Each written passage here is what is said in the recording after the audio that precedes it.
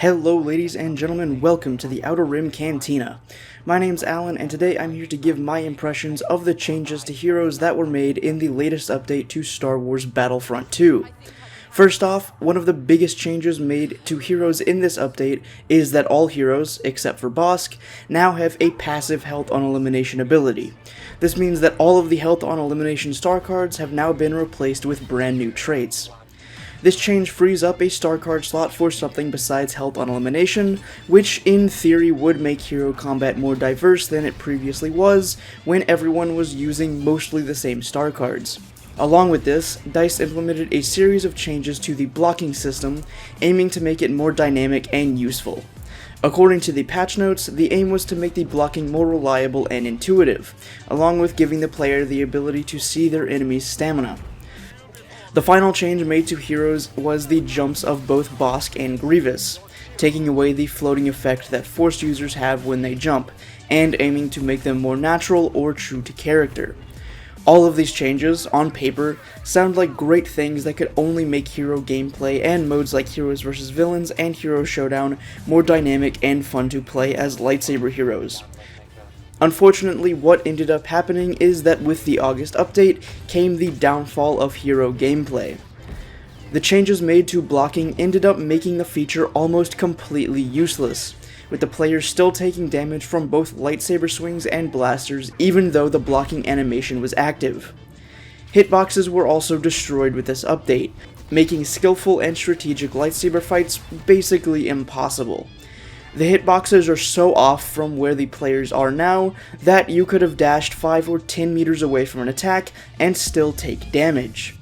Along with this, jumping to avoid attacks is completely useless as well because you will still take damage from the player attacking you. In short, this update has completely destroyed modes like Heroes vs Villains, where most people play as saber heroes. Now though, any fun or strategy of lightsaber fights has been completely ruined by a laundry list of bugs. On top of this, the changes made to Grievous jump have made the animation way too jarring and disorienting, as it almost seems like removing the floating effect has caused the jump animation to skip a frame or two when you go up, causing you to get disoriented when in the middle of combat. I haven't personally tried Bosk's new jump, but I'd imagine it has almost the same effect.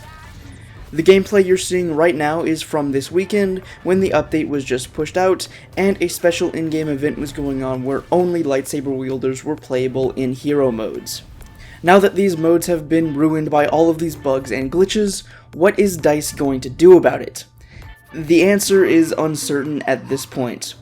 Just before typing up the script for this video, Azutaru told me over on Twitter that they were looking at a hotfix for next week, but nothing has been set in stone just yet. If we don't get a hotfix in the next week or so, we can expect fixes to be included with the September update.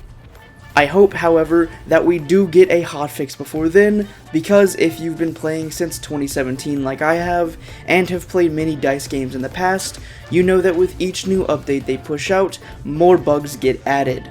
That, to me, makes the possibility of seeing these hero bugs being fixed very unlikely based on their previous track record. I love this game, and I love Star Wars, but with one update, DICE has managed to ruin everything they've been building up over the past 2 years. They were on the right track before August, with making improvements, adding content, communicating with the community, and working hard to make the game better, but now they've gone and thrown all that out the window. But how exactly can DICE make up for these mistakes? The community seems to think something like Rainbow Six Siege's Operation Health is in order for Battlefront 2.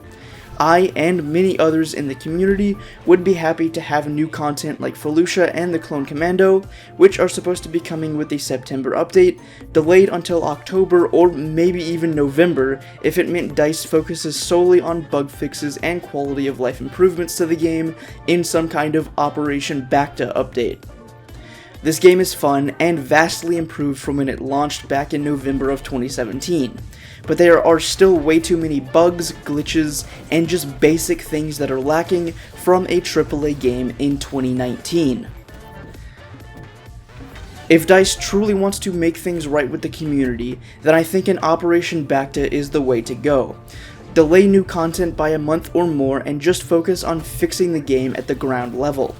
That would get the Battlefront community back on their side and increase public opinion of EA and DICE if they truly turned this game around and made it into one of, if not the best Star Wars game released in the past 10 years or more. Then that could only mean great things for the studio in the future. At the end of the day, it's just disappointing to see DICE make such a big screw up like this.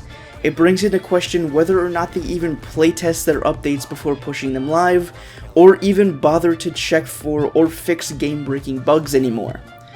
This update has slashed my faith in DICE, and also the future of this game. If the September update adds even more game-breaking bugs like the ones added with the August update, that would mean everything DICE has worked for to get the community back on their side and turn the game around would be for nothing if they can't keep that momentum up. I hope this is just a setback on the road to making this not only a great Star Wars game, but a great shooter game in general. That's all the time I've got today. I'd love to know what you think of the bugs added with the August update, and what you think DICE can do to restore public opinion and faith in their game down in the comments. I hope to see you back here in the Cantina on Thursday for another Star Wars video. Until then, may the Force be with you.